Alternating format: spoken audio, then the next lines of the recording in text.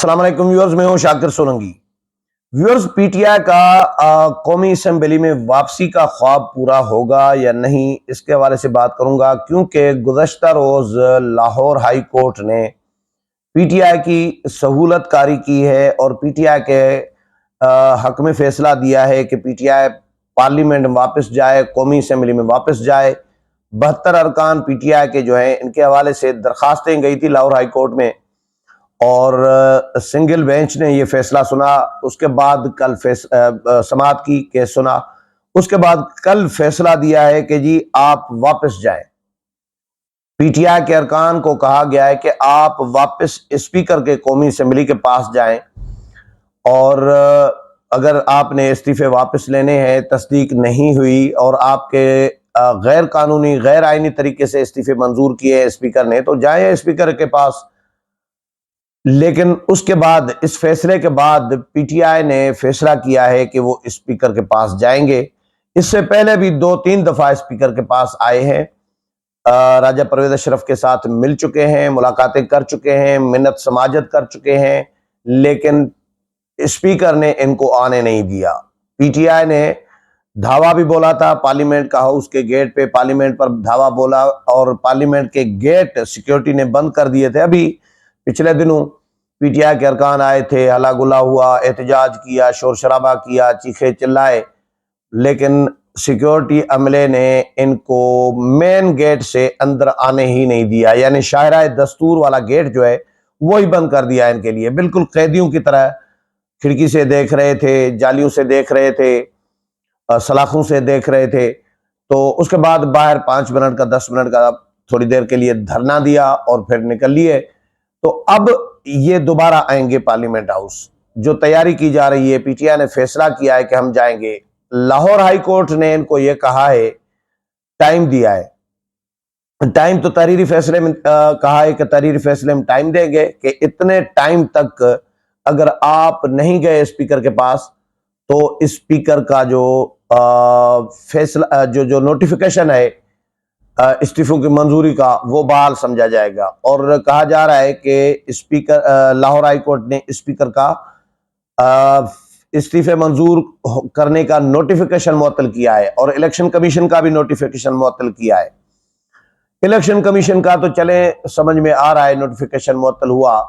इससे पहले Lahore high court फैसला दे चुकी थी, जिसपे पीटीआई 2-3 दफा स्पीकर के पास पीटीआई वाले आए, लेकिन स्पीकर ने अपने आईनी माहिरीन से मुशावरत की, उस फैसले का जायजा लिया और फिर पीटीआई के रहनुमाओं को बताया कि भाई इसमें तो इलेक्शन कमीशन का नोटिफिकेशन डी सीट करने वाला, ये टेक्निकल है थोड़ा सा, डी सीट करने वाला नोटिफिकेशन इलेक्शन कमीशन का तो मुअत्तल किया है, लेकिन मेरा यानी स्पीकर का इस्तीफे मंजूर होने करने का जो नोटिफिकेशन है वो मुअत्तल नहीं हुआ। जब वो मुअत्तल नहीं हुआ तो मैं आपको कैसे आने दूंगा भाई? आप तो अजनबी हैं, तो आपको फिलहाल मैं ऐवान में नहीं आने दूंगा। आए, मुज़ाकरात करें, बैठे, चाय पिए। पीटीआई वाले आए थे, फवाद चौधरी, शाह महमूद कुरैशी और बाकी लोग स्पीकर के साथ बैठे, चाय पी, रिक्वेस्ट की, दरख्वास्त की, लेकिन स्पीकर ने उनको कहा कि भाई ये देखो, ये फैसला है, ये मेरे आईनी माहिरीन है, इन्होंने ये बताया है कि इसमें कहाँ लिखा है। तो उसके बाद इनको फिर वापस जाना पड़ा। ये 8 मेरा ख्याल है 2 फरवरी को इन्होंने दरखास्तें जमा कराई थी, शाह महमूद कुरैशी और दीगर ने। 8 फरवरी को कोई नोटिफिकेशन इलेक्शन कमीशन का मुअत्तल हुआ था। उसके बाद ये केस चलता रहा है लाहौर हाई कोर्ट में और एक जज साहब ने ये फैसला दिया है, सिंगल रुकनी बेंच ने, कि भाई जाओ स्पीकर के पास। ये तो मेरा ख्याल है मुनासिब तो है, जाओ स्पीकर के पास, लेकिन सहूलतकारी मैं इसलिए कह रहा हूं क्योंकि स्पीकर कौमी असेंबली का जो फैसला है वो पार्लियामान की प्रोसीडिंग का हिस्सा होता है। यहां पे आजकल हमारे मुअज़्ज़िज़ जज साहिबान आइन की तशरीह अपनी मर्जी की कर रहे हैं कि भाई हम क्या कर सकते हैं, क्या नहीं कर सकते। अपने इख्तियारात का जो दायरे अख्तियार है वो खुद मुतय्यन कर रहे हैं, अख्तियारात का तयन खुद कर रहे हैं, हालांकि उनको खुद को नहीं करना चाहिए। ये पार्लियामेंट का काम है कि पार्लियामेंट किसको कितने इख्तियारात देती है, किस इदारे को कितने इख्तियारात, किस इदारे के किस सरबराह को कितने इख्तियारात देने हैं। ये पार्लियामेंट का काम है। लेकिन मुअज़्ज़िज़ जजेस साहिबान इमरान खान की मोहब्बत में, ईमानदारी में, उन्होंने खुद तय कर लिया है कि भाई आइन की इमरान खान के लिए ये तशरीह है आर्टिकल 63A की, और पीडीएम की जमातों के लिए दूसरी तशरीह है आर्टिकल 63A की। ये सुप्रीम कोर्ट के जजेस कर चुके हैं। तो पहले ये तयशुदा बात थी कि पार्लियामान की प्रोसीडिंग अदालत, किसी भी अदालत में चैलेंज नहीं हो सकती। लेकिन अभी क्या हुआ, अभी मुअज़्ज़िज़ चीफ जस्टिस साहब ने अटॉर्नी जनरल को कहा कि जी हमारे खिलाफ क्या कुछ हो रहा है पार्लियामेंट में, जो हमारे खिलाफ करारदादें मंजूर हो रही हैं, जो भी फलां तारीख की जो प्रोसीडिंग है पार्लियामेंट की, पूरी प्रोसीडिंग लाई जाए, पेश की जाए। मैंने फिर पता किया, कयूम सिद्दीकी हमारे सुप्रीम कोर्ट जो कवर करते हैं दोस्त, मैंने कहा पहले कभी कोई प्रोसीडिंग आई है पार्लियामेंट में, इस सुप्रीम कोर्ट में? तो उन्होंने कहा कि हाँ, प्रोसीडिंग एविडेंस के तौर पर तो मंगवाई जा सकती है, वो भी पार्लियामेंट अगर देना चाहे तो दे सकती है, लेकिन उसको पार्लियामान की कार्रवाई को, प्रोसीडिंग को चैलेंज नहीं किया जा सकता। सादिक संजरानी वाला और यूसुफ रजा गिलानी वाला केस, हाई कोर्ट का फैसला मौजूद है। यूसुफ रजा गिलानी को वापस कर दिया था क्योंकि यूसुफ रजा गिलानी के वोट कम पड़ गए थे। अभी का फैसला है, ये पुरानी बात नहीं कर रहा। यूसुफ रजा गिलानी के वोट इधर उधर चले गए, चोरी हो गए, और सादिक संजरानी जीत गए थे चेयरमैन सेनेट का इलेक्शन। तो लाहौर हाई कोर्ट में यूसुफ रजा गिलानी, इस्लामाबाद हाई कोर्ट में चले गए थे यूसुफ रजा गिलानी। उन्होंने चैलेंज किया कि भाई मेरे वोट डंडी मारी गई है, इंतखाबात में मेरे वोट गड़बड़ की गई है, इसको देखा जाए तो मुझे इंसाफ दिया जाए। लाहौर इस्लामाबाद हाई कोर्ट ने फैसला ये दिया, यूसुफ रजा गिलानी को वापस कर दिया कि भाई जी देखें, ये तो सेनेट के इंतखाबात थे और सेनेट के इंतखाबात पार्लियामान की प्रोसीडिंग का हिस्सा है, तो पार्लियामान की प्रोसीडिंग किसी अदालत में चैलेंज नहीं की जा सकती। हम इसमें मुदाखलत नहीं करेंगे, ये पार्लियामान का मामला है, जाके पार्लियामान से रुजू करें। यानी वापस कर दिया। उनको कहा कि ये पार्लियामान का मामला है, ये सेनेट ऐवान का मामला है, इसमें हम मुदाखलत, अदालत मुदाखलत नहीं कर सकती। तो अदालत ने मुदाखलत नहीं की, ये फैसला मौजूद है। इसके अलावा भी बहुत सारे फैसले ऐसे मौजूद है अदालतों के, जिनके तहत, खुद अदालतों के मौजूद है, मेरा तो कोई फैसला नहीं है, अदालतों के मौजूद है कि भाई पार्लियामान की प्रोसीडिंग में मुदाखलत नहीं की जा सकती। अतर मिन अल्लाह के बहुत सारे फैसले मौजूद हैं, इस्लामाबाद हाई कोर्ट के, इवन सुप्रीम कोर्ट के भी होंगे एक दो पहले के। लेकिन अब पार्लियामान की प्रोसीडिंग में मुदाखलत हो रही है ईमानदार जजेस की जानिब से, जो पीटीआई के हामी जजेस हैं। पीटीआई के जजेस, इनको तो पीटीआई का जज कहना चाहिए, ये सुप्रीम कोर्ट और हाई कोर्टों के जज नहीं है, ये पीटीआई के लिए हैं और पीटीआई के हैं, क्योंकि इनकी फैमिलीज, सासू माँ, बेटियां, बीवियां, सब इनकी जो ईमानदार हैं, किसी न किसी की सासू माँ, किसी की बीवी, किसी की बहन, किसी की बेटी, वो पीटीआई की हामी है, वो इमरान खान की पार्टी के हैं। तो वो फैसले भी उनकी मर्जी के मुताबिक दे रहे हैं, ऑडियो लीक हो रही हैं। तो ये ईमानदार जजेस ने ये रिवायत शुरू की है पार्लियामान की प्रोसीडिंग में मुदाखलत की। Chief justice of Pakistan उमरता Bandial, उनके हम ख्याल साथी ईमानदार जजेस, इस्लामाबाद हाई कोर्ट में बैठे हुए कुछ जजेस, लाहौर हाई कोर्ट में बैठे हुए कुछ जजेस, वो ईमानदारी कर रहे हैं, सहूलतकारी कर रहे हैं। और इसमें भी मुदाखलत है। ये स्पीकर कौमी असेंबली का इस्तीफों की मंजूरी का नोटिफिकेशन मुअत्तल करना लाहौर हाई कोर्ट के एक जज की जानिब से, ये पार्लियामान की प्रोसीडिंग में मुदाखलत है।